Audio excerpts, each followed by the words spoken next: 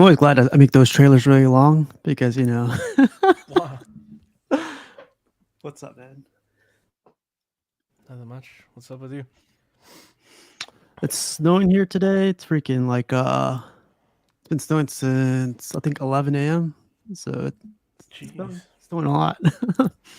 Yeah, I heard it's cold. It's getting cold in everywhere in Texas too.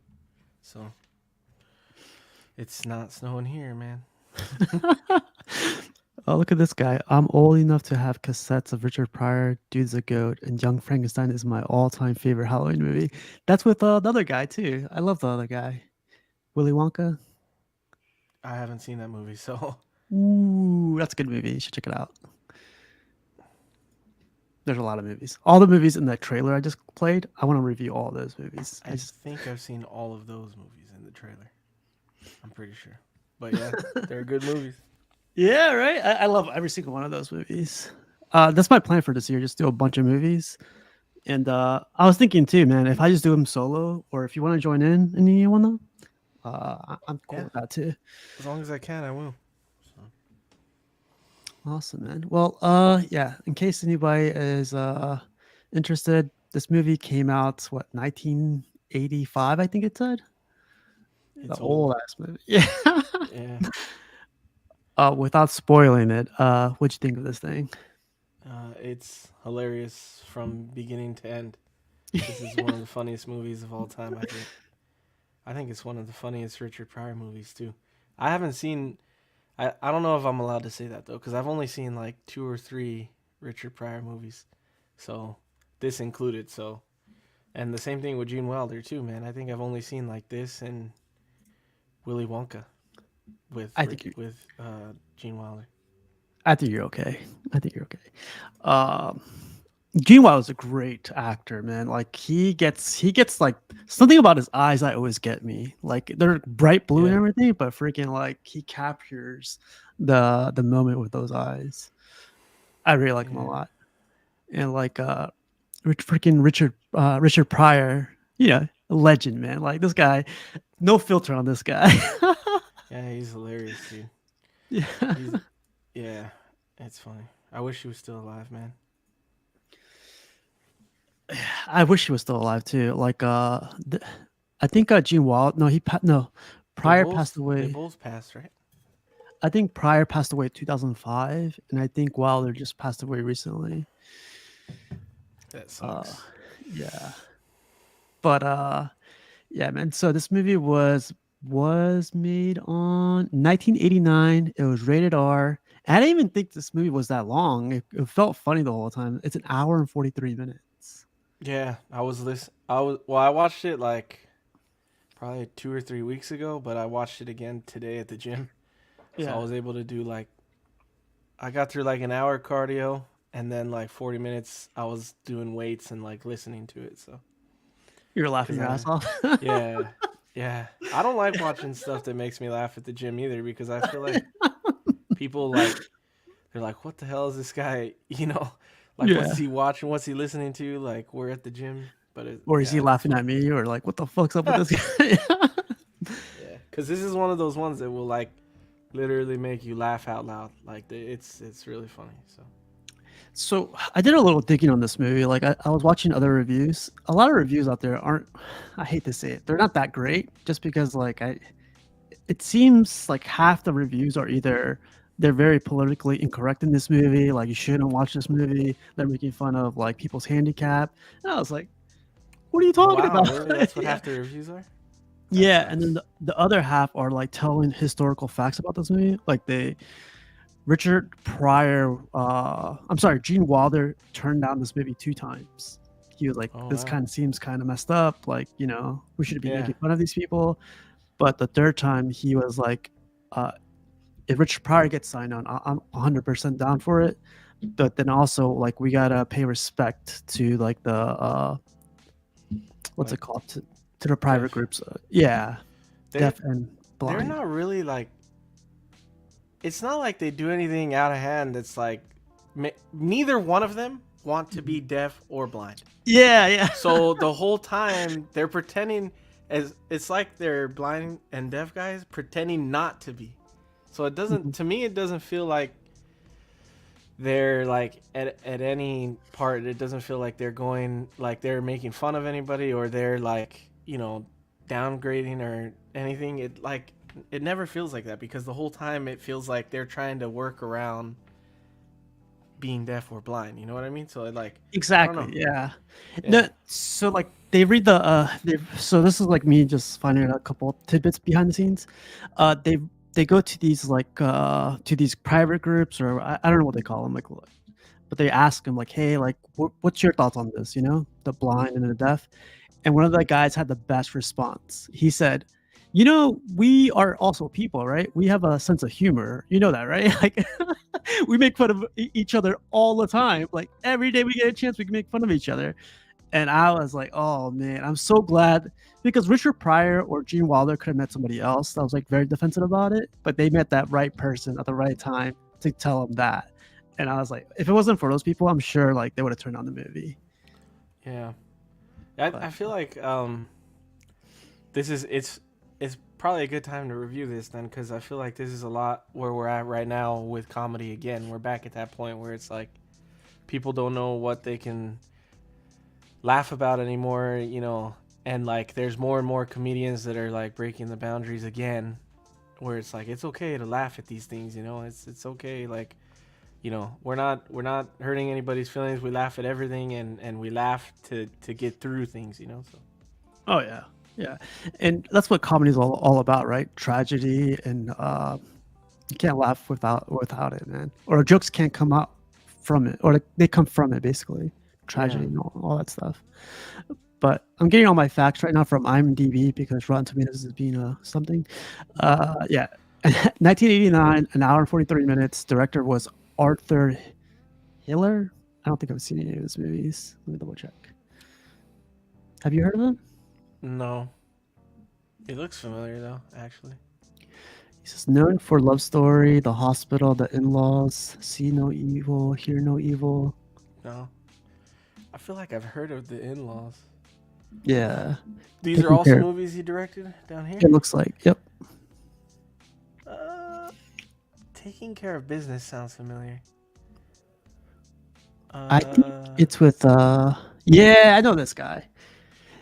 oh, I mean, I know the actor. I haven't seen this, but it seems familiar, like I've So come across it before. this guy, it's crazy how we came to this, but this guy actually was supposed to be Gene Wilder's. He was supposed to play Gene Wilder's role. In See No Evil, Hear No Evil. Oh Yeah. wow, crazy. I Yeah. wonder how. I don't. I feel like it wouldn't have worked if it was any other comedians. Hmm. I don't know. Maybe it would have. This. I know that guy was a popular comedian back in the day. But for the longest time, I thought Gene Wilder and Richard Pryor had a ton of movies, but they only have 4 movies together, man. I thought they had way more than that. That's more than I remember. Like, Oh, really? yeah, yeah. Oh, I wow. actually, I think when I saw this, I didn't realize that they had done a couple of movies together. This isn't the first time I saw this when I was like a kid. I don't remember how old I was, but I was young enough to where watching again, I was some stuff I didn't remember from being a kid. Like when he holds her at gunpoint, like the joke. You know what I mean? Yeah, yeah, And yeah. I don't remember that as a kid, or at least I don't remember the context of that. And just some stuff that they make fun of, I don't remember like being as funny when I was a kid, but now it's funny to me. Oh yeah, exact same thing. Like I think I watched it on HBO when my mom had like the cable box, where you Yeah, could play pay-per-view and stuff. Like yeah. I would watch this. She would hate it because they would cuss a lot in this movie, and I was like, My mom showed it to me, so "Oh, really? Oh, yeah. If I think I would have never saw it if my mom didn't show it to me. But it's not. I don't know. I guess if you don't pay attention, it's not like super bad to watch with kids. There's a couple. There's a couple parts where it's like you might have to cover their eyes or tell them to cover their ears or something. But yeah." What's up, Norman? Norman says the Richard Pryor movie you have to see is Which Way Is Up. okay, so Which Way Is Up and Blazing Saddles is the one that marks it. Yeah, Eddie, you've never seen Blazing Saddles, my brother in Christ. We need to fix that. So I I gotta love put that. those two on the list. That's cool. All right, man. We'll get into the movie now. I feel like that's enough heads up in case you haven't seen this movie. But we start off with I love this movie, man. Like I completely forgot how it started, and like this is the first scene right here. It's like Gene Wilder is about to get run over by a delivery truck, and like he's telling him, "Watch where you're walking," I'm walking Yeah, here or whatever. And then Gene Wilder freaks out. He's like, forget you, man, like whatever. yeah, And then Richard Pryor comes in the middle. He's like, "Are you talking to me?" yeah. That part's hilarious, dude. Yeah. I was dying. That's what I'm saying. Like from the very beginning, it's hilarious because I was dying when he turns around. He's like, "Hey, whoa, you talking to me?" And he's like, "Oh, what does he say?" And he's like, "Oh, he says, oh, I've heard that song before, buddy." And he starts to like, Yeah. he's like, "Just say something else. Say something else." And in case It's funny, dude. you guys don't know, Richard Pryor's the blind one, and Gene Wilder's the deaf one. And yeah, and then Richard Pryor's just like literally just like standing up like he's gonna Yeah. box him or something. He's like, And the sisters like, "Oh who are you yeah." fighting now? And he doesn't know who the hell he's fighting. And Gene Wilder doesn't even know that he's there because he can't see him, so he can't hear him. And Yeah. yeah, it's funny, dude. Yeah, it was a great way to start it off. So like the whole time I'm just like, and I completely forgot about this. How did I forget about this? So the movie goes on, and then like we follow Richard Pryor, and Richard Pryor, I guess he's like a gambler, so he's like betting on. This is one of my favorite scenes. Come on, Centipede! Come on, Yeah, Centipede! Come on! And everyone's looking to the left while he's looking to the right. yeah. And the guys next to him's like, what the hell is he looking at? Yeah. Well, it's funny. Was the subway is before this, right? The subway has one of the funniest parts, like I think in the whole movie, because Oh yeah. he's exactly how I would be if I was blind. Like I feel like that's exact because his sister's talking to him and he's reading a newspaper upside down, like because and she's like, you just have to pretend like you can see. You just have to like You gotta you be want people obnoxious, huh? around you to Yeah. to think you can see. And he's like, no, I don't care. And she's like, no, you always care. And she's like, I don't remember what she says to him, but somehow it comes up that he's black, and he's like, I'm black," and he starts freaking out. He's like, "You mean I'm not white?" And he starts like, he's like, "I feel white," and then he touches his hair, and he's like, "Oh no!" Yeah, I love his reaction, right? They're like, Yeah, "Why did you tell me? I gotta change so many things now." he's like, what are the guys at the club gonna say?" And then he's like, "Does Dad know?"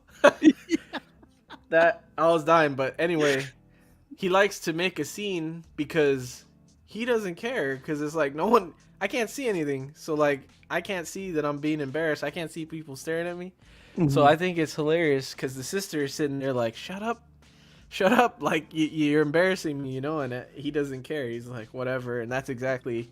I mean, I do that now, and I'm not blind. Like I'll be loud and stuff, and like, because I think it's funny, but yeah, that was hilarious, and then that's why it goes to this. Like he's always pretending like he's not blind. Yeah, I feel like I'm in the same boat. Like I'm too obnoxious to ask for help, or too obnoxious to even like act like your opinion really matters. So I just go forward with everything. uh, but one question, Jesus, I got your name right now this time. Jesus says, "How do you pick which movie to review each week?" I think we do it randomly, right? Like, Yeah. yeah. This If there's week, Steve just asked like, "You pick this week," and I just picked something that I thought was funny that I feel like maybe some people don't know out there, or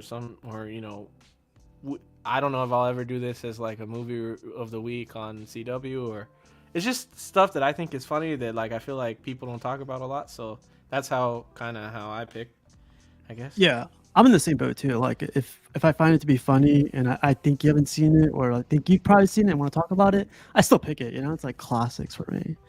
But yeah, there's no list out there or anything. I But will say this. yeah, I wanted to pick a movie. I wanted to watch this and review it, but at the same time, I was like, I thought it'd be cool that we would be watching a movie with one of my all-time favorite black comedians on MLK Day. That's why I said let's do it on Monday because it's MLK Day, and like we could review a movie with a famous black comedian that like is one of the goats of all time. So that was also in the back of my head, but yeah. yeah, man, that's good. That's a good point right there. Yeah, Jesus, if you wanna help us pick a movie, the only thing now I ask if you pick the guys that in the chat that if they want to pick a movie, they have to be part of the stream. Oh, Because that's a good we had idea. one guy, I think he's like this guy right here. He picked up like Oh, out of 4 movies, this guy. We watched a movie and he wasn't there to review with us. So I was like, all right, I see how it is. Make us go through it, but that's the new rule. If you want to do a movie with us or do pick a movie, you got to be part of the panel now. It's a lot more fun anyway. I mean, like if you pick the movie, you want to talk about it, right? So freaking yeah. why not just join in? Yeah, exactly. But yeah, so Richard Pryor is known to gamble and he's very obnoxious. And here's the Oh scene we were yeah, talking yeah. about. Yeah. That I'm serious. That might be the funniest scene for me in the whole movie. When I'm black, that is hilarious. And looking at his attire, I feel like this would be me in the future. Like just a freaking, I don't know, it's like Casual? my style. Yeah, just very casual. Yeah, with a A little hat for hat. sure. Yeah. Yeah, I could And see just that. just freaking enjoying my day. Or just like I not was caring thinking what this. I was thinking this when I was watching. I was like, this dude never takes that hat off. I yeah. don't think in this entire movie that hat is off. He takes it when he's like he has to play a Swedish guy. Oh, did he? Yeah, I'll get to it. Oh, Okay. That was so but yeah, you come to find out he's that guy, and then Gene Wilder works at a newsstand, would you call it? Or a yeah, like a newsstand in a hotel, I guess. yeah. It's a popular hotel. He's actually looking for help too, because like it's so busy. And you find out that Gene Wilder works there, and a lot of people think he's dumb because he doesn't listen. Yeah. But he's not dumb. He just like he needs to read your lips in order to understand you. Yeah, and so the first scene after the scene that you see him in the opening scene, his boss is trying to talk to him, and he's like, and his boss is like, oh, like silly me, he can't hear me. I have to like be in front of him. So he's in front of him, and he's like telling him that I think it's a fire inspector is coming by or whatever, and he's like mimicking everything, Yeah.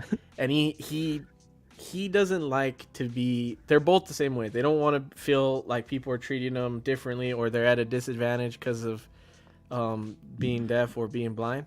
So the guy's doing all this shit, and he's looking at him, and he's like, hey, there's a vicious rumor going around that I'm deaf. Yeah. And he's like, it's very embarrassing. And the guy is like, oh, I'm such an asshole. You told me you were deaf. And he's like, yeah, we got to put a stop to this. And then so the guy's like talking to him, and as he looks away, he's like, I feel like an asshole. And then he comes back and looks at him, and he completely missed that he said that. And he's like, especially on the last Thursday of the month. So the boss is like, what the hell? He says I'm an asshole the last Thursday of every month. It's funny, dude. It's a funny intro. Oh yeah, you get to meet them. Yeah, a funny way to introduce them, right? Yeah. So yeah, so then you kind of find out Richard Pryor is looking for a job, and then Richard Pryor comes to Gene Wilder and goes like, you know what? I'll accept 375. He's like already proposing like how much he wants to get paid. Yeah. And Gene Wilder can't make out what he's trying to do, so he goes, all right, 320, but that's as low as I could go. And he goes like, what are you talking about? Tell me what you're trying to say. And he goes, all right, man, you got me, $200. Yeah. He's like, I can't live on less than that. Yeah. Yeah, man. Like I love their chemistry, man. It was so because they yelled back at each other. I love that. Yeah, they're really good together. They have a great chemistry together. But so both of them, like, they still don't know that they're blind and deaf.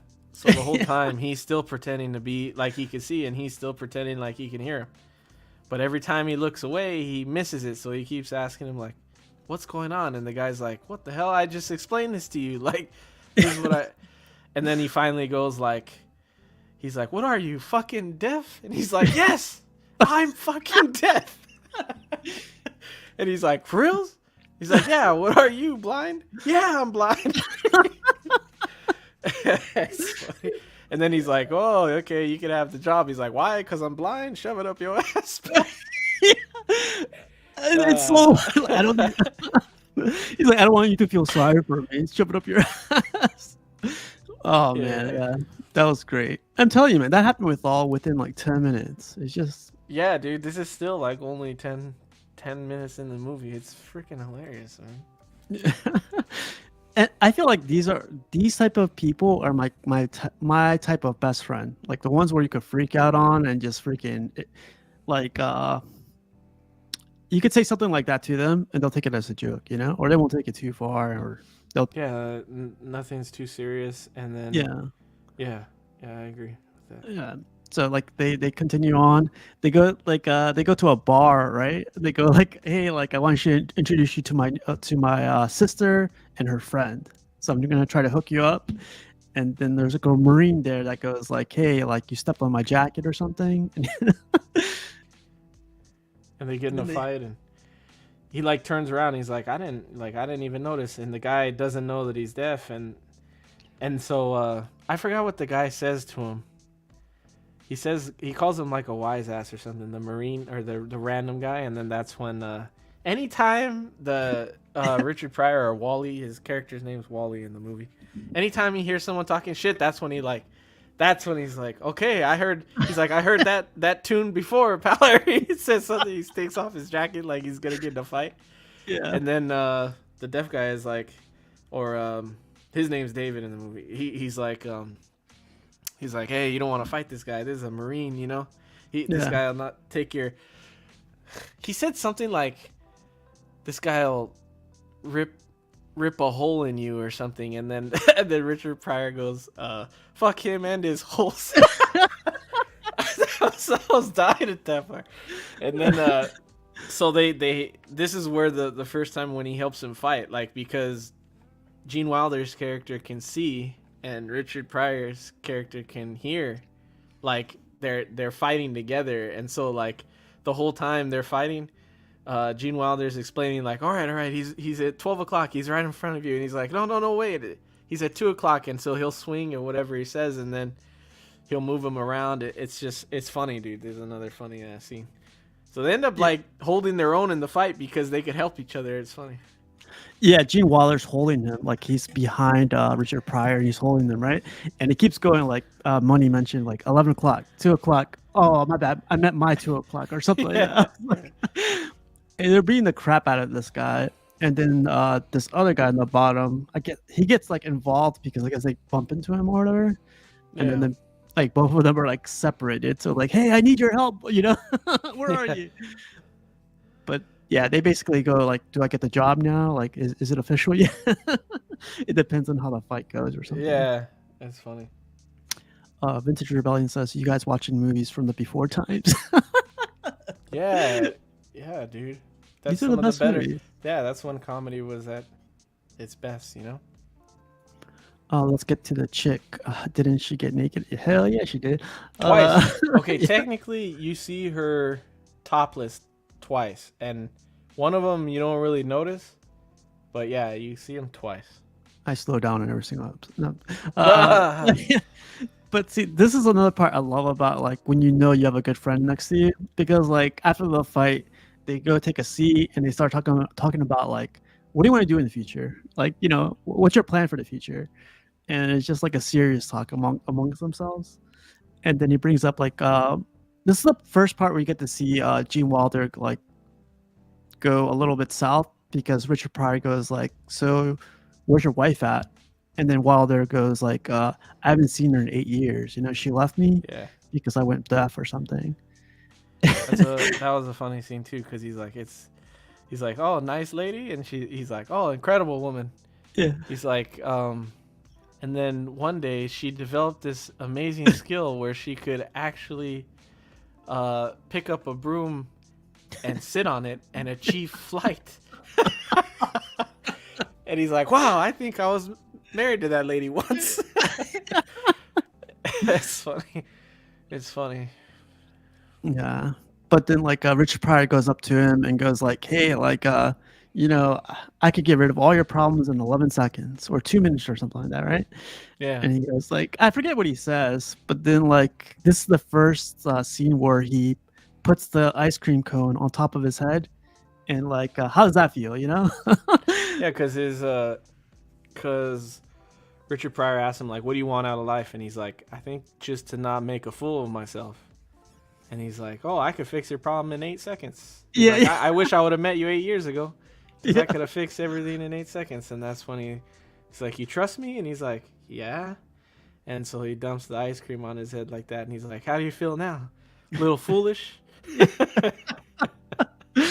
That's awesome though, right? Like Dude, he makes me and my fun of his, brothers used to uh, make, well, actually, my one brother, because my other brother wasn't born yet at that time, but me and my brother would, I don't know that we actually ever did it, but we'd always joke, like, when we were eating ice cream, we'd sit next to each other and be like, "Hey, do you trust me?"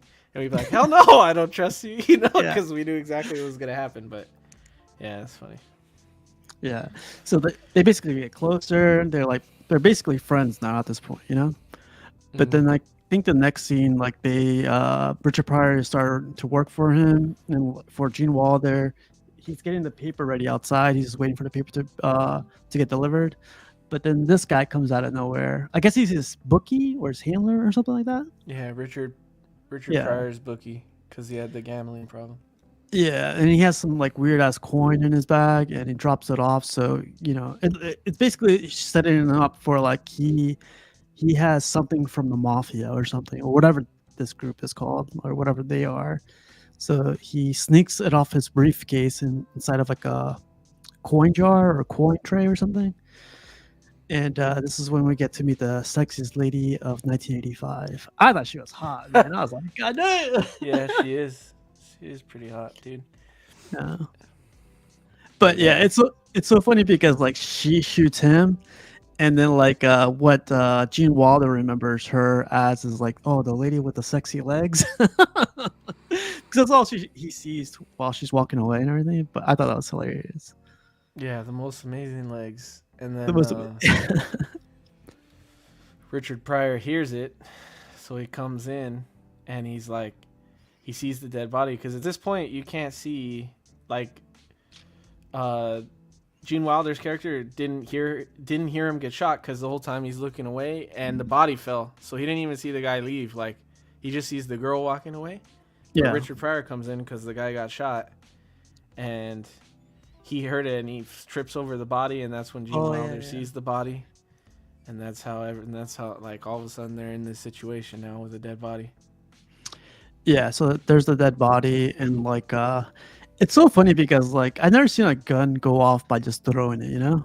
But like Yeah, Gene Wilder just throws it, scared of it, and then it just goes off, and that's where they get arrested.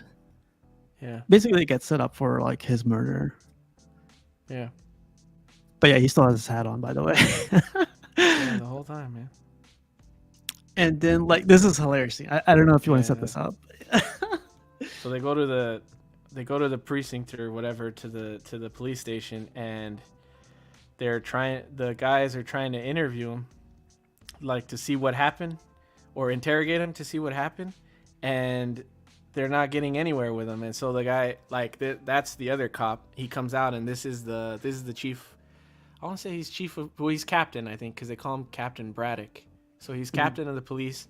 So the guy's telling him, like, "Hey, we can't get anywhere with these guys because, like, one's blind and one's deaf, and like they don't really know much." And the guy's like, "See, you're too soft. You're being too soft on them." So he goes in to interrogate him, and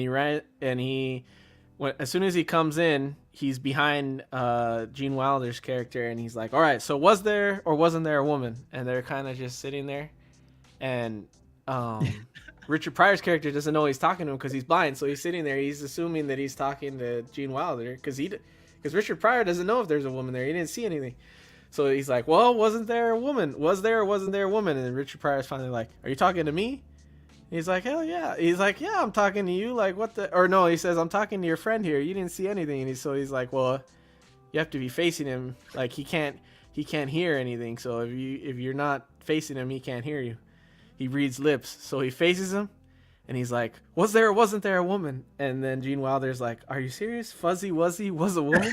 And he's like, "What the hell are you talking about?" He's like, "He reads lips. You're talking too fast." So he goes like, "Was there or wasn't there a woman?" And then Gene Wilder responds like, he's like, "Yes," or he's like, I saw a woman's legs, or he's like talking really slow to him, Yeah. and then the captain's like, "What the hell is wrong with him now?" And Richard Pryor's like, "He's deaf, not stupid." So it's just the whole time it's funny as hell, and the cop's getting pissed because he's like, neither one of them know anything, and Gene Wilder's like, "Well, I saw her legs, but I didn't see her face, and I didn't hear anything." And then Richard Pryor's like, "Well, I smelt her, but I didn't see anything, and I heard a gunshot, but I didn't see anything." And the cop's like, he's like, "Don't tell me you didn't hear anything because he heard it, and don't tell me you didn't see anything because he saw it." He's like, "So between the both of you, you saw and heard everything." I love that scene. Yeah, Yeah. it's a pretty good scene, dude. But I like when he's like, "He's deaf, not stupid." The writing must have been complicated for this movie, you know, like just to write all that, and it's just like one guy's deaf, but the other one can't hear, but the other guy can hear, but the other guy can't see. It was like, I'm sure the writing was like way or all over the place when they wrote this thing. Yeah, it's great writing. So yeah, they get interrogated, and then like you come to find out these guys are assassins, I guess, or I don't know what they are. But you get another glimpse at the sexiness of 1985, and this is when you get introduced to what's this actor's name again? Kevin Spacey. He's Kevin like Spacey. super canceled now. Oh yeah, I think yeah. But so I saw one of the reviews where he has a humongous bump on his cheekbone. Did you notice that? Yeah, what's that about? So right before they started filming, he just started developing a type of zit, but then it got what do they call it? He had to get surgery to get it removed, but they couldn't like continue with the movie, you know, and wait for him to get surgery. But he was like, "I'm okay with it. It looks like a bruised mark anyway, so it makes me look more badass." And I was like, Yeah, it kind of does. Well, it doesn't make him look badass, but it makes him look like I don't know, like it feels like he's like a hit guy or whatever, and it feels like, I don't know. Yeah, it does kind of feel like a hit guy would have that on his face, I guess. I don't know. Yeah, so that's one thing I picked up from one of the reviews. I didn't even notice it when I first, or I didn't even remember it when I first saw it a long time ago. But after I saw it recently, I was like, "Oh, huge zit on his face." Yeah. But yeah, This is also the first time you see her topless that I like didn't really pay attention to it, but you do. You can like fully see she's wearing like under the jacket, she's wearing a lace shirt, and when she takes it off, she's sitting there and you could see like everything. It's like kind of in the bottom corner of the camera, but if you pay attention, you can see the whole thing. And it's funny because all right, this guy likes her. Yeah, this guy, you could tell he likes her, but like they're not together or anything. They're working together. I'm assuming, because the whole time it feels like she's teasing him, but he can't really do anything. Because when she takes her jacket off, you notice like he looks down at him like, wow, they're just out, you know? And he's like looking like, oh, here she goes again, just teasing, you know? Yeah, That's funny. I get that all the time. But oh, no kidding. Yeah, but they're basically two assassins working for like a mob boss or I don't know what he is. But yeah, you get introduced to these two, and this is a hilarious scene too. They cannot believe they got arrested. They're like still trying to figure out if they are arrested or if they're going to be arrested, like for all the crimes and everything. And do you remember this part? Like when she freaks out. She's trying to take his mugshot, and the whole time he's talking to Richard Pryor, Gene Wilder is, and he has to look straight so she could take the mugshot. But in order to hear what Richard Pryor is saying, he has to look at his face. So she's like, look straight. And Richard Pryor's not telling him shit because he can't see, so he doesn't know what's going on. And so he's like, hey, she's telling you to look straight. So he looks straight, but then he'll like turn and say like, well, what's going on with this? Like, what was up with the bookie or whatever? And then she's like, tell him to look straight. So he's like, or no, he's looking at him. So she says, tell him to hold still. So he's like, hey, hold still. So he holds still looking at him, and she's like, no, look straight. And he's like, hey, look straight. And he keeps bugging, and she can't get the picture. And he's getting annoyed with her, and at the same time, she's fucking getting fed up with him. So like at the end, she's finally like, oh, forget it. Like, get him out of here. I can't handle this. But yeah, it's funny. You know what's funny? It's like what I've noticed too. Like when I rewatch this movie, it's like when they're together, when Richard Pryor and Jim Wilder are together, there's like they're unstoppable. They could do whatever they need to do, or they do whatever they need to do. But once they start interacting with other like people or other like groups, they f their lives up. Yeah, they don't mean to. It's just like they come to like f Yeah, their lives up because this yeah. lady, she seems like a sweet like little lady and everything, but then like she She's freaks getting out to her. frustrated. Yeah, Yeah, it's blows funny. her mind up just unintentionally. But like yeah, it goes from there, and then like they come up with the idea to get out of there. You know, they're like, well, they're gonna arrest us now, and they're gonna take us to jail, and I can't do time in jail. You know, like we got to figure out a plan to get out of here, and you know, a blind guy and a deaf guy find a way to get out of jail or get out of the Yeah, precinct or whatever. And I thought this was great. It was great how they got it. It was believable, you know, like between those two. I thought it was awesome. yeah. They escaped. They got lucky, which is hilarious. But yeah, he's the reason he's stamping like that is because he's like, hey, they're looking for a blind and a deaf guy, so you can't lead me because then they'll know. Then people will notice that you're leading me and that I'm blind. So he's like, well, how are we gonna get anywhere? And he's like, stamp your feet. And he's like, what? And he's like, yeah, stamp your feet. He's like, I could follow the noise. So you have Gene Wilder walking down the street like stomping his feet, so you could hear him. Yeah. And then that's when they run into the killers twice after this, because that's what they're calling them at this point. I don't know if I'm sure at some point it said their names, but I don't remember the Kevin Spacey character name, and they say it later for sure, but I don't know if at this point you knew their names, so they're just the killers. Um, but they What run was into them, and it's pretty funny. yeah, they run into them, which was hilarious because like they first, you know, they hold back Richard Pryor and then they look at Gene Wilder like, what's he doing? And Richard Pryor goes like, oh, he has to go to the bathroom. He's been Yeah, holding it for a long time. yeah, he's gotta go to the bathroom, and I told him when you gotta go, you gotta go. He's trying to get him out of there, and Gene Wilder can't read his lips from that far away, so he can't get it that he's trying to tell him, "Hey, get out of here! They're gonna Yeah. take me, get out of here." And the whole thing's going on, and this is the first like time when Gene Wilder talks to the girl, to the like girl assassin, and he's like, Oh yeah. they figure out like, okay, they're not gonna let us live, right? So he's like, let me get one last. He's like, don't I get one last request? And he's like, can you scratch my nose? And then she Yeah. kisses him, which is weird, and I'm guessing it's because No, she scratches his nose first with the pin. she Yeah. scratches his nose, but then she kisses him, and I'm like, what the heck? That's kind of weird. And I guess it's because she likes him, because there is a point when Richard Pryor tells him, hey, you're a good looking guy. So I'm thinking, oh, maybe he's like good looking, and so she likes him and she kisses him, which I thought was weird. And then, but then she asks like, okay, Wally, which is Richard Pryor, what's your last request? And he's like, I guess a fuck is out of the question. And she's like, yeah, definitely. Yeah. That's She funny. looks at him like, yeah, definitely. Yeah. But yeah, there's a couple of things that happen right before this. Do you remember like when they get arrested, they get out of the building, and like there's like, basically like it's free Iran or free Iraq or something like that. There's like a Yeah. protest going on. Some kind of protest. Yeah. they they end up on TV. I was like, oh my god, what are the chances, you know? Yeah. But yeah, they're escaping. They like run. They escape the murderers or whatever, and then like they end up in the cop car. And I thought this was like kind of outrageous, but also I was like, hey man, I'm overthinking this. This is supposed to be a funny movie. Yeah. There's no way that this would have worked. Yeah. And then I was thinking about it later. I was like, he's working the pedals. How come he doesn't just hit the brake half the time? Like when they're hitting stuff, like he could hit the brake. He sees everything.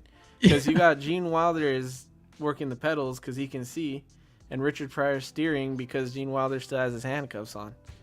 So like they're like obviously they're crashing into everything, and they stole a cop car. They're like crashing into everything. He's trying to direct them like turn right, turn left, and then they're getting chased by the bad guys, and at the same time they're getting chased by the police too. So it's still pretty funny, but yeah, this is like the most like outrageous scene where it's like, all right, I don't know if they would have made it through this. Yeah. So yeah, they steal a cop car and all that stuff, and then like with like this is I feel like remember that movie Pineapple Express? Oh yeah, when So they I feel steal like the cop car, yeah, it's when the they steal same thing because he's handcuffed, huh? yeah, it's James almost like Franco's handcuffs at the it's like a times. throwback to this thing, or it's like a Oh, maybe. I homage would have to never this. thought of that, but yeah, maybe. Yeah, because like they try to switch seats, but there's a bunch of things going on where Richard Pryor gets stuck. He's trying to climb over him. The door falls off the car. He's like, "So Yeah. what's going on? How And are he's you like, we doing?" had a close call, but it's all right now. Yeah. Yeah, it's pretty funny. So, like, I guess this is a good question to ask right now. Which one would you like to have, like Gene Wilder or Richard Pryor's like Yeah, that I thing? was gonna ask you the same thing. Like, would you rather be blind or deaf? That's what you're Mm. saying? Yeah, yeah, yeah. I was thinking about this the other day because I watched this the other day and I was like, I honestly think I'd rather be blind.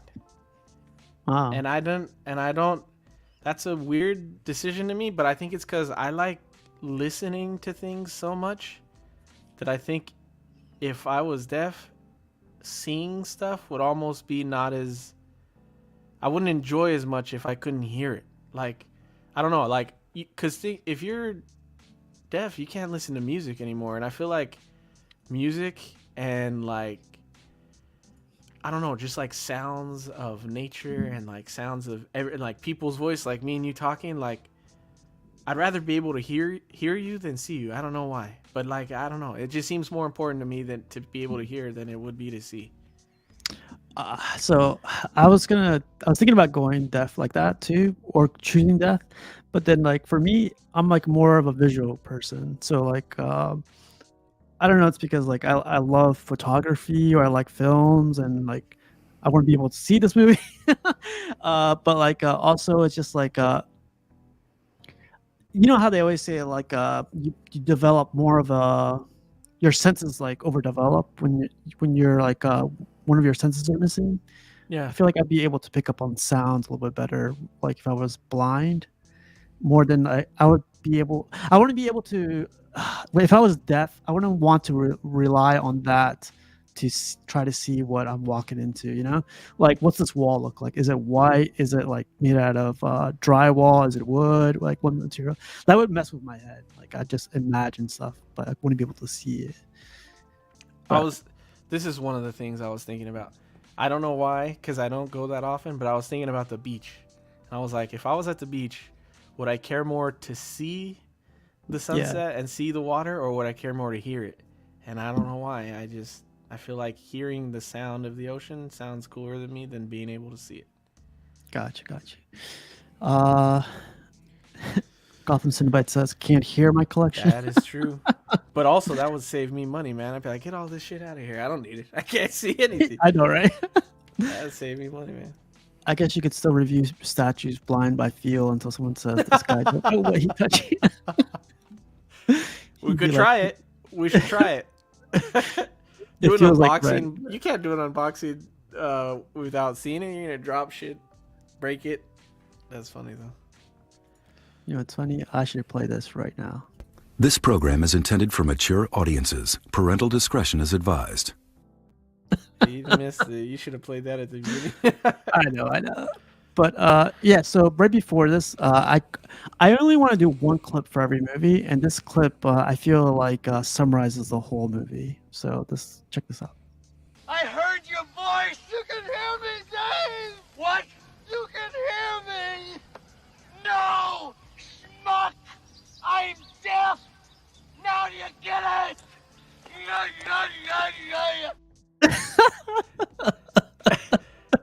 Dude, that scene's hilarious. And then afterwards, it's funny because he like rubs his ear like, damn, you didn't have to shout at my ear.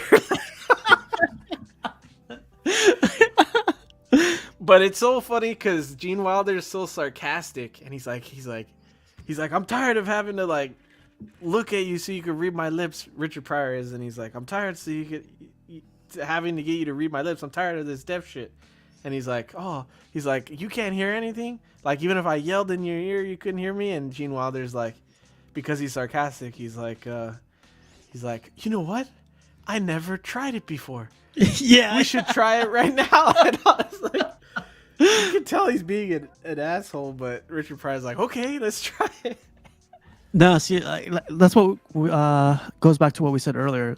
I'm sarcastic as anything. Like, Yeah. when it comes to jokes or like exaggerating stuff, I become sarcastic. Like, it's just part of me, man. Like, I grew up like that. Like, I grew up with 2 brothers and just a single Yeah. mom, and it's just like you had to play your jokes whenever you get a chance. Yeah, dude. So, yeah, that clip, that summed the whole movie up for me. Like, it's ridiculous. But so then what happens like before this, or what happens to They get call to this point? they call the sister. The sister Oh, picks yeah, him yeah. up, and that's when she's like, they're like, they figured out where they were heading, the bad guys, because Richard Pryor was able to read her lips when she's talking to the boss, and so they found out they're going to this country club, I think it is, something like that. Basically, yeah. And so they're like, all right, we're gonna head there then, because now they're trying to clear their name. Now they're like, because they're still considered the guys that killed the other guys, so they're trying to clear their name of that and catch the actual bad guys. So they end up going there. So yeah, they read the lips, and then like Gene Wilder reads the lips, and he reads her lips when someone else is trying to get her in there, and she names off doctors from, I think, Amsterdam or some other European country. She said, Sweden. like, Sweden. Right? One's Sweden and one's a German. So I think Gene Wilder is German, and Richard Pryor is supposed to be Swedish. I'm horrible at accents, but the accent, both with Sweden, like Richard Pryor's horrible too. Gene Wilder's like, I'm Dr. Kesselbaum, and she's like, do you mean Kesselring? And he's like, yes, Kesselring. He's like, I forgot my own name. And then and Richard Pryor's like, hey ho, I'm from Sweden. Sweden. I'm a Swede.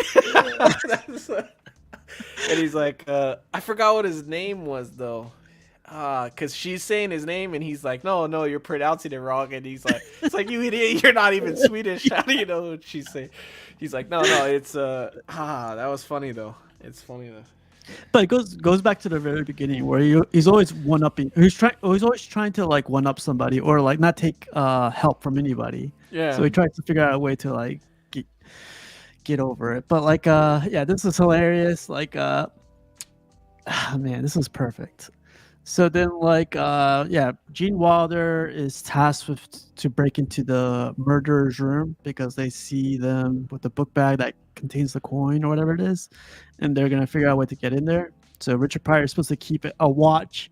Out of all the people, he's supposed to keep a watch for for him while he's in the room. Yeah. He's supposed to stand guard in case anybody comes, and during that time the hotel or whatever, the leader or the host whatever, they come and get him and they're like, hey, you're needed at the conference, you're the important guest, and he's like, oh shit, So they take him off to this conference, and he's the Swedish doctor that he's impersonating is like a lead gynecologist.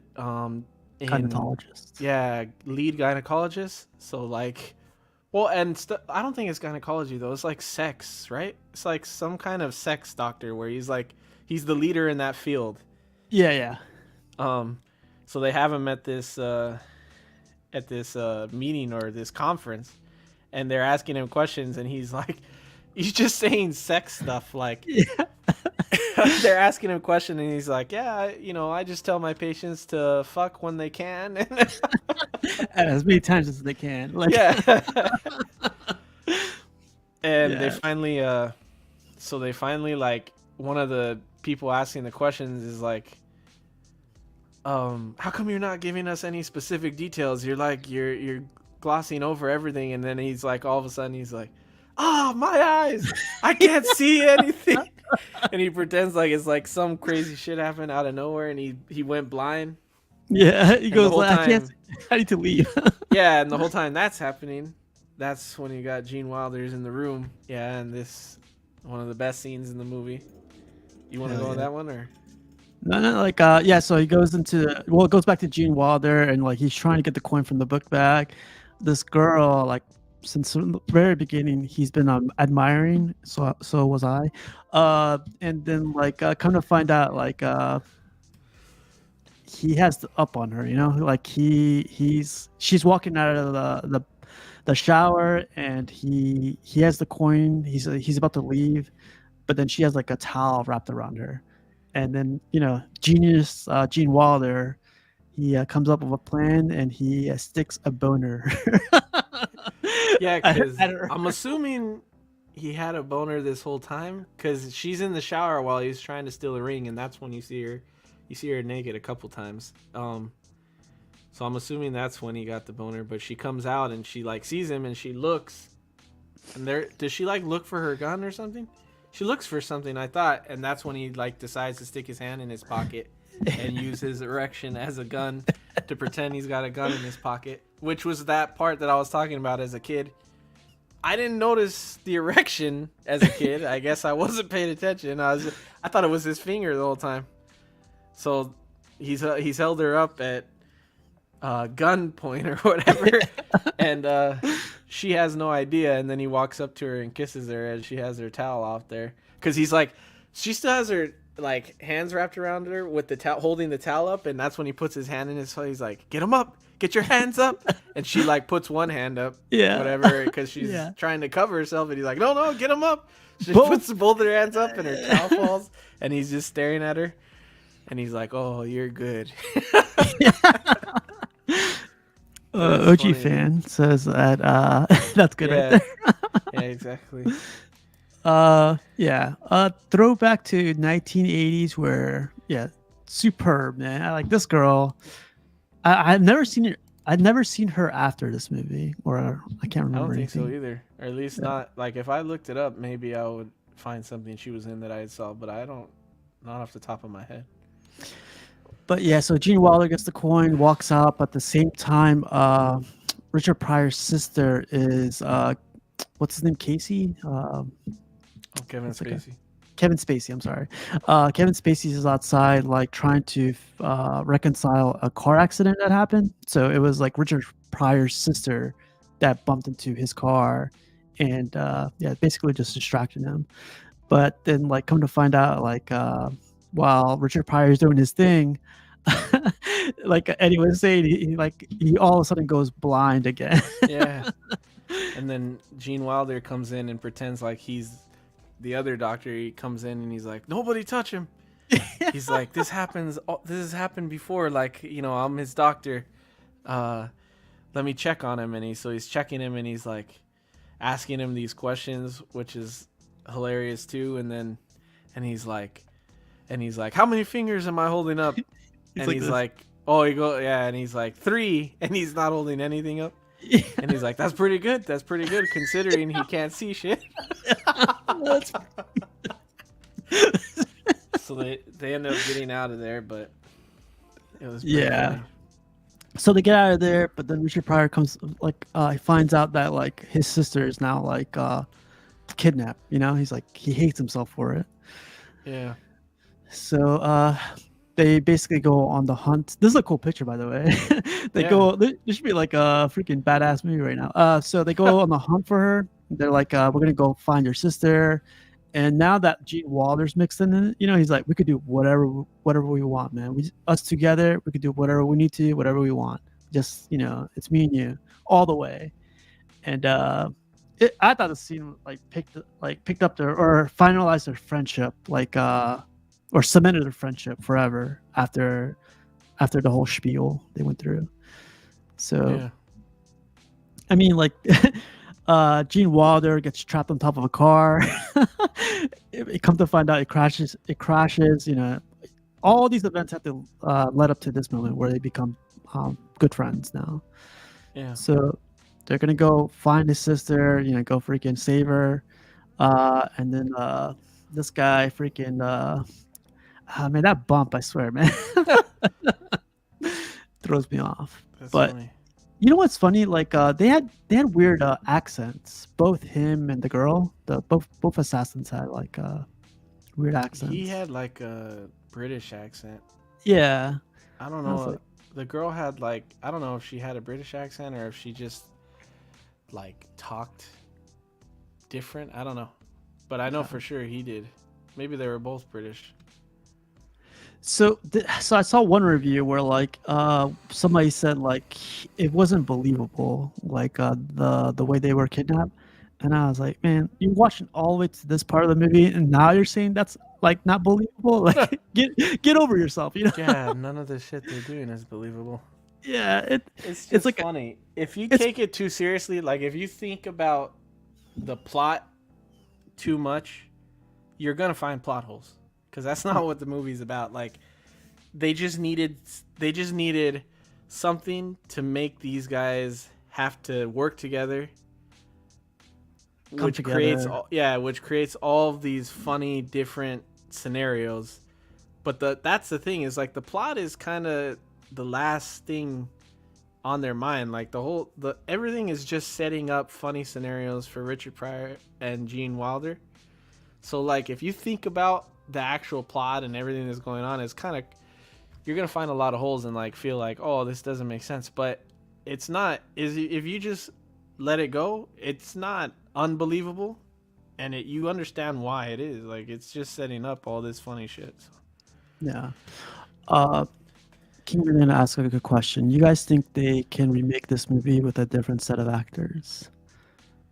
I No. don't know. I feel like, I don't know if they would allow that today because you heard what Steve said. Like, all the reviews for this is like saying, Half the reviews. or a lot of the reviews are like saying how, you can't make Insensitive. fun of, you can't make fun of certain groups of people and things, and so I don't know if they could. They definitely have comedians. Well, okay, if you would cast it today, who would you cast in each comedian's role if they did do it? That's tough, man. Like I'm not a big fan of like new people right now. Me either. But Seth Rogen definitely as Gene Wilder, and then like I don't know who Richard Pryor would be. I don't know. I'm trying to think of like, I don't even know. The first thing, like the biggest comedic actor right now is Kevin Hart, so that's the first thing I think of. But I don't know that Kevin Hart would be as funny. No, I don't think he would. Like Richard Pryor kills Kevin Hart. Like Kevin Hart is good and everything, but like Richard Pryor is like legend status, you know? Yeah. I don't know who would play Richard Pryor. Like he did such And a that great also job. would have like a good dude. If they recast this now, it would be like Kevin Hart and The Rock. And it would be like a shitty like that's what it would be now if they redid it. And it's like, that sucks, dude. OG fan says, as usual, money is spot on. It was a vehicle to put Richard Pryor and Gene Wilder back together in the buddy comedy romp they perfected in the 80s. Yeah, it's not that's all it is, but yeah, they would like completely ruin this movie. I cast James Franco as Gene Wilder and Richard Pryor. I'd say Chris Tucker. James Franco's just as canceled as Kevin Spacey is right now. Yeah. And I think Chris Tucker's canceled now too. Oh, is the he? dang flight logs. Anyway, yeah. Chappelle would be good, I think. Chappelle would be good, but he just doesn't act anymore, right? When was the last time Chappelle did a movie? He's doing a lot of... Dave Chappelle might be the second funniest. It's like Richard Pryor, Eddie Murphy, Dave Chappelle. Yeah. And then like Bernie Mac maybe is number 4, and then Cat Williams. But anyway, yeah, dude, Dave Chappelle is freaking hilarious. I just watched his new stand-up. That dude's hilarious, man.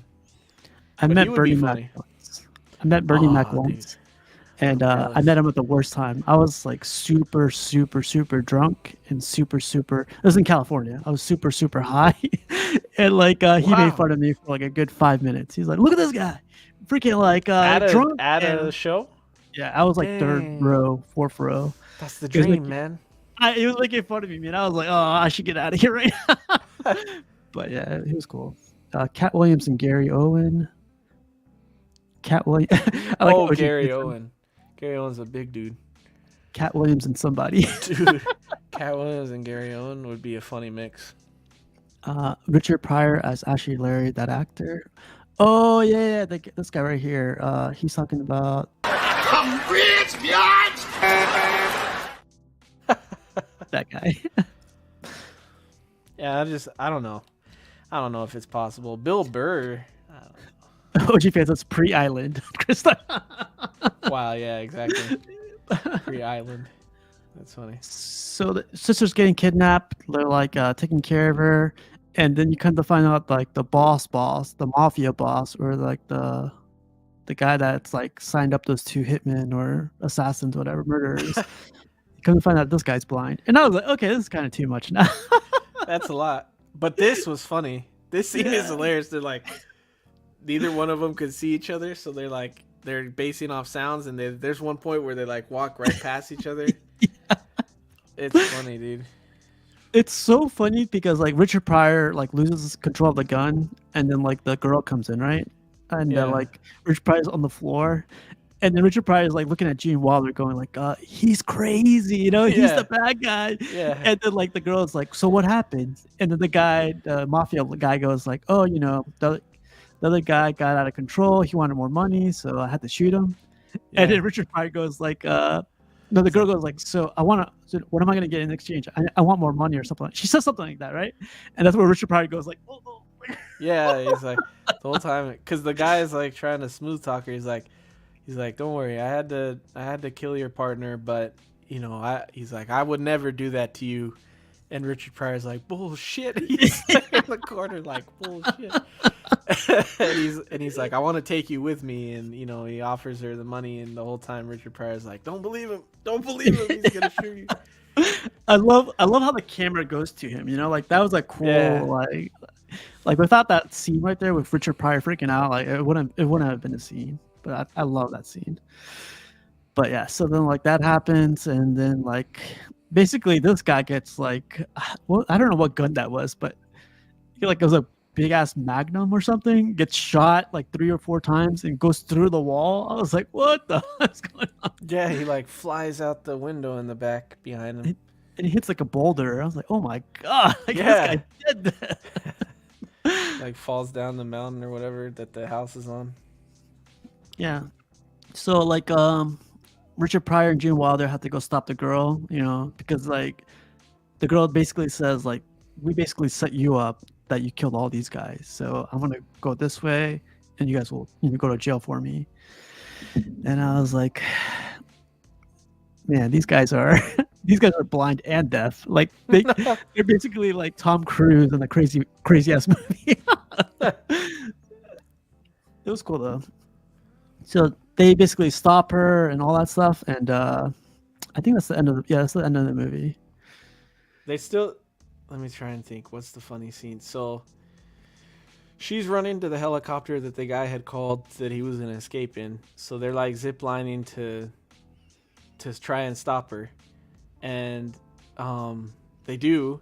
So like Richard Pryor drops on one of the like bodyguards, and then Richard Pryor drops on the girl, and then Gene Wilder drops on I think the guy who's flying the plane or the helicopter.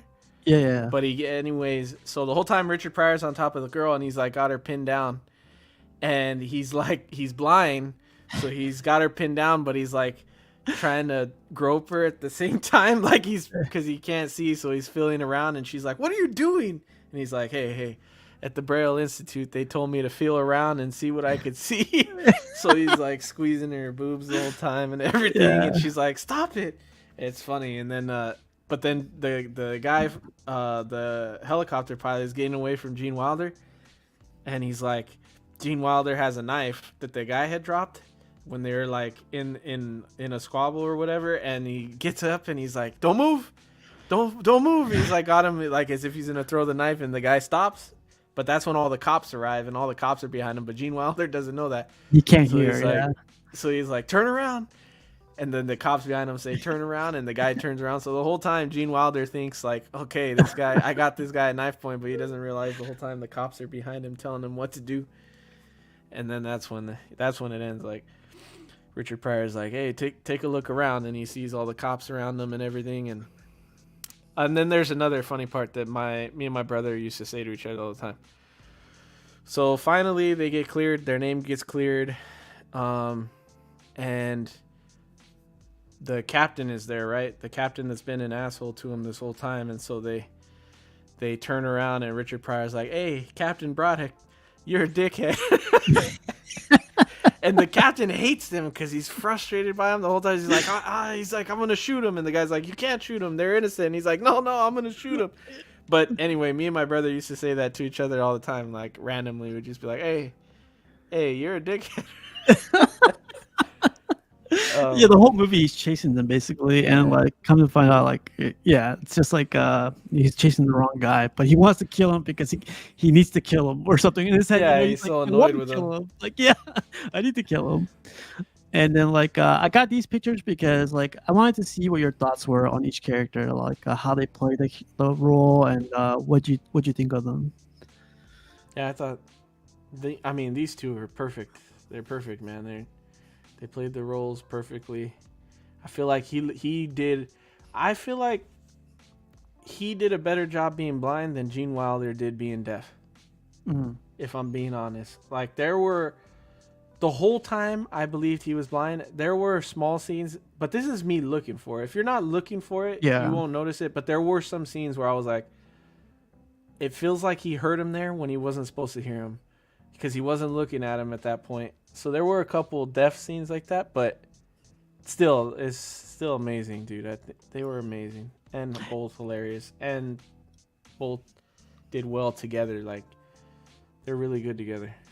Yeah, like so I saw somewhere too, like they were great on camera, but behind the scenes they weren't great friends. Really? I would have never guessed that. Yeah, I wouldn't have guessed that either. But they had a bunch of differences outside because like how the whole thing first started off. Like this guy wasn't supposed to be one of the lead actors. He wasn't going to be part of the movie unless like basically Gene Wilder put him or got him a better contract for him being there.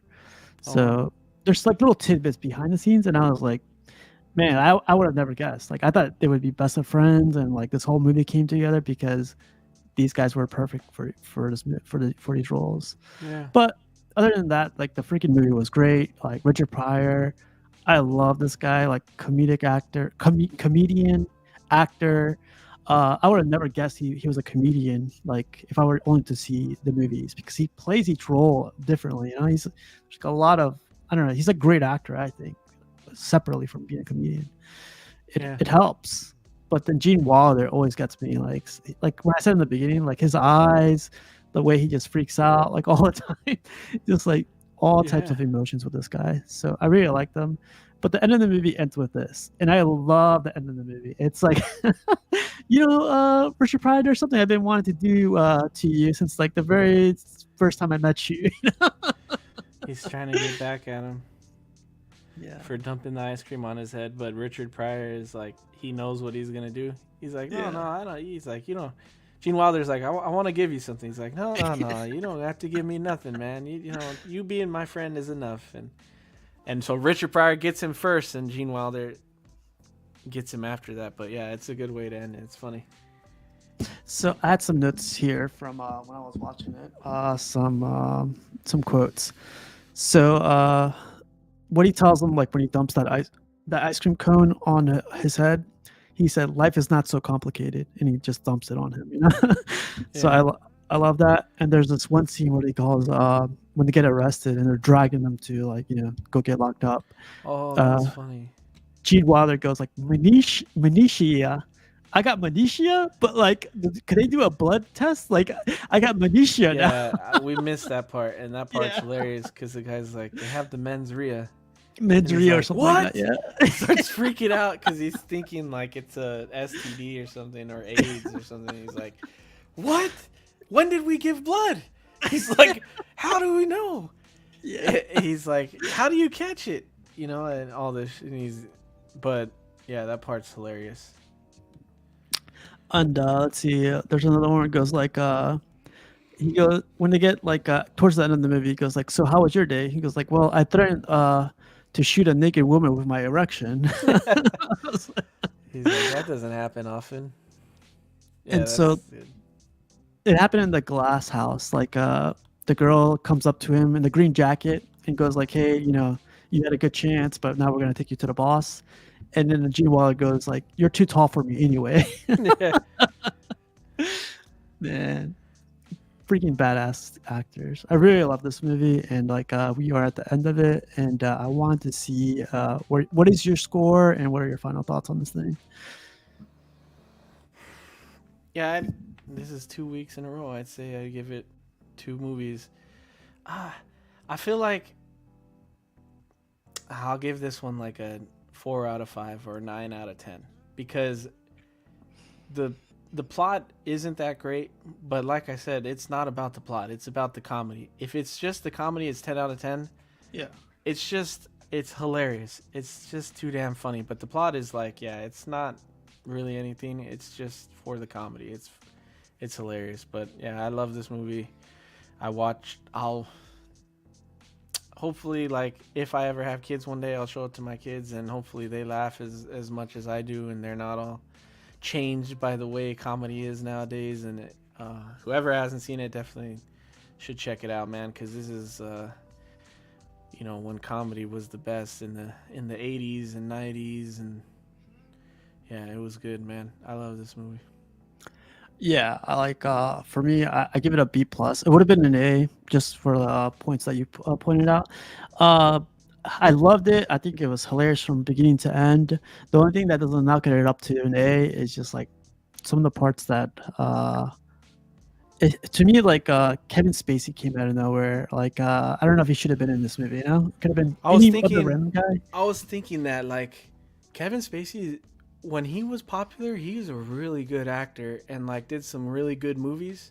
Because I liked Kevin Spacey growing up. Now, it sucks that the way things are, everything, you come to find out all these things. But like, he was really good in his time.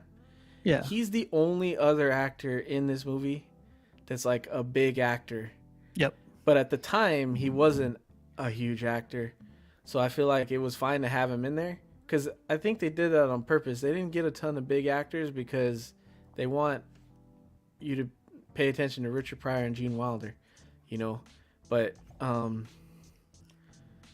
yeah, I could see him throwing it off if you don't know who he is, or like if you think he's too big of an actor to play what he was playing. But yeah. I think B plus, 9 out of 10, 4 out of 5. Like it's a high praise, it's still up there. Like Eddie said, like he recommends it, I recommend it.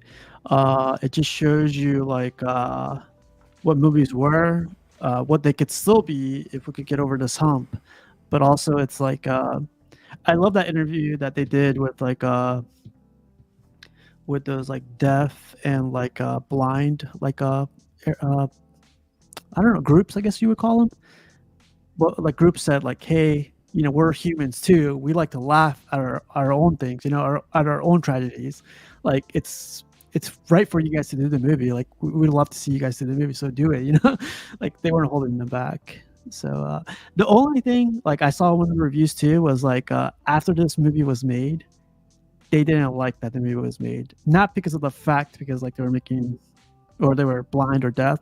It's because of how many swear words they had, cuss words they had. Like there's too much. They didn't think it was gonna be that much. I was like, but it's a thing of the time too, So That was a part of the movie too that was funny. When Gene Wilder's telling him, like, he's like, you swear a lot. And he's like, you're fucking A right, I do. And he's like, well, you're lucky. I can't do it. And then I started thinking about, I was like, dang, that's kind of true. Like, someone who's deaf really couldn't swear, like, because it doesn't have the same impact if you can't hear what you're saying. You can't feel what you're saying, Yeah. And I was like, that's funny, dude. He's like, you're lucky, It's funny. Recommended B plus. I really like this movie. It's one of the shittier things is like it's not streaming anywhere unless you have Sling TV. I think if you pay for Sling's subscription, I think you can watch it on there, or like Hulu TV if it ever comes on live. But like you can't just stream it on Netflix or Max or anything like that.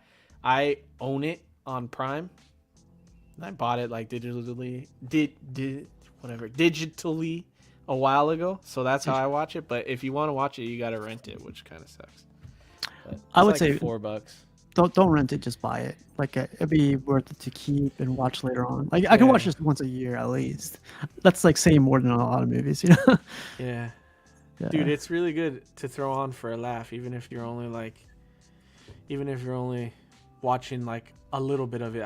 You could laugh at it for a while and then turn it off, or like it's a good, like I said, I was watching it recently while I was at the gym, so like you can just listen to it and you don't even need to see what's going on, and it's still good. So Yeah. Yeah, I'll probably see this next year. Same thing, January, February, or December. Definitely a good movie. but it makes me want to go back and watch. I didn't know that they did so many things together, so I want to go back and watch all that stuff that I missed. There you go, Silver Streak and Stir Crazy. There's other Richard Pryor movies. Yeah, so I guess we always end this with what movie is next. It's your pick now, so All right, so let me double check if this is the right way to say it. Yeah, so my movie or my pick, if you're okay with it, is this guy right here, John Candy. Who's Harry Crumb? hell yeah! Yeah, I should have known you were gonna pick this because we. I've always wanted to review this movie, but no one likes this movie, man, or I never love this movie. seen this movie, or look at him. Yeah, dude, this is a good one. He's a savage, man. Yeah, so we'll pick a date. I'm sure it'll be like it have to be next week. I won't be here this week, so. Oh, that's right. Yeah, dude. Whenever, whenever you want to do it, I'll be ready because I haven't watched this in a while either. Like, for sure, years. I would say even it might have even been like before 2020, the last time I seen this. So. Again, I have this saved on my. I have like 5 different versions of this movie, so I love this movie. Is that Annie Potts? That girl. I had like biggest crush on this girl when I was growing up. I was like, who is this What lady? else is she in? I have no idea. Like, I don't want to see anything else. She's pretty in the movie, but Yeah. I don't. I've seen her face, but I don't remember what else she's in. That girl is not pretty, and she's like the pretty girl in the movie. Yeah, she's supposed to be like the hot wife or whatever. Yeah. Yeah. But again, John Candy, for me, one of the greats. Like, freaking. Dude. Yeah, I love this guy. I can't believe how he died, but yeah, it's one of my favorite actors. I know. That's Shawnee something. Well, OG Finn, Gotham Cenobites, anybody else that wants to join us on one of these movies, Norman or somebody, like, everyone's welcome to join. Yeah, man. But Money, man, I saw you, I think it was yesterday or the day before, you guys were ending the show, and then like you mentioned like we're gonna do this movie today. So that was really cool. I was trying to like chat or like go like stop stuttering, you know, speak up, put your neck up or whatever when they were asking you what you got coming up. Oh, was it on Ben's show? Yeah, it was Ben's show. Let's Get Nuts. Yeah, it was like towards the last 15 minutes. I think I'm stuttering because I kind of hate like promoting. Yeah, promoting. Yeah, my I'm stuff. horrible at that too. Yeah, I'm like, dude, I don't. Everybody's always like, "What do you got going on?" And I always feel like, you know. You sure already know what you're asking for? Yeah. Stuff, you know. Yeah, I'm the same way. Like, I'm almost at 1,000 subscribers, and I never like promoting anything other than putting links on the groups. That's as far as I go. Yeah. I'm not like comment, subscribe, or next week, blah blah blah. But thanks for doing that, man. That was cool. Like, I was like nerding out. I was like, oh man, I gotta get on my keyboard. But oh man. Yeah, is that Money Mendez? Yeah. There you go. Hard nut to swallow right there. Yeah. All right, let's get out of here, man. So yeah, next movie will be Who's Harry Crumb, and we'll let you know when that comes up. But all right, Money. Thanks, man. See you guys. Peace. Later.